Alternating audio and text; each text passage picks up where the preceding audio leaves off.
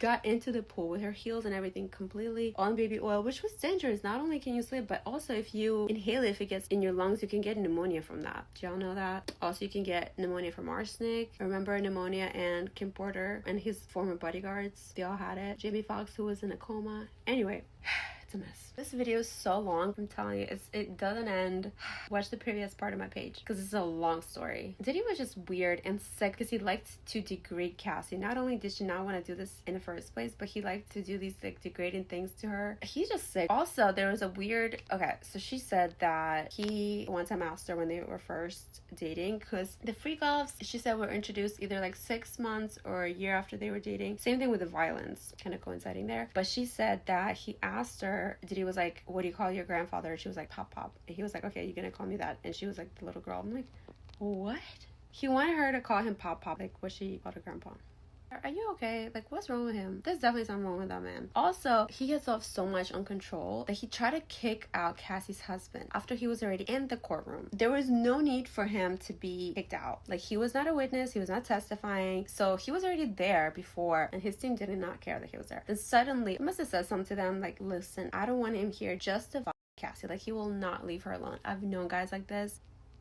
But he tried to use this excuse that Alex threatened Diddy, I guess a few years ago, like 2018, when he found out all this stuff, when Cassie told him everything that was happening, because he was her personal trainer that Diddy hired. That's how they met. And then she eventually, you know, was trying to leave Diddy for the obscene time, and she was talking to Alex. They weren't dating, because a lot of people are like, oh, she was cheating on Alex. I'm like, he was getting out of a serious relationship too, apparently. So there's a stage that's called talking, guys, by the way, just so you know. And once he did find out about everything that Diddy did to Cassie, and also she said that the last dinner they had with Diddy, she tried to like get kind of closure, which that does happen in relationships too, because it's like, you want to know, like, why would you do that to me, you know? And she said after that he drove her home, and then he raped her on her living room floor. But then she ended up meeting with Diddy again after that and having relations with him again. It's like a whole cycle. But Alex was so mad when she finally told him everything that he was just like, she's like, he punched the wall, and he texted Diddy all this stuff like, I'm gonna do this and this and this to you, which understandable. Like, I'll be mad too, you know, because that was his, I guess, first time finding out. I don't know, but like, when you find out stuff like that, like, even posted something on Instagram before talking about like, you know, no women should be abused by guys, like they're not real men. It's a whole thing. But did he try to kick him out? So he tried to use those text messages saying like, oh, I feel threatened because Alex said this to me 7 years ago. Like, no, he was not feeling threatened. Okay, he does not feel threatened by anybody. Diddy doesn't have any emotions except self-love and delusions.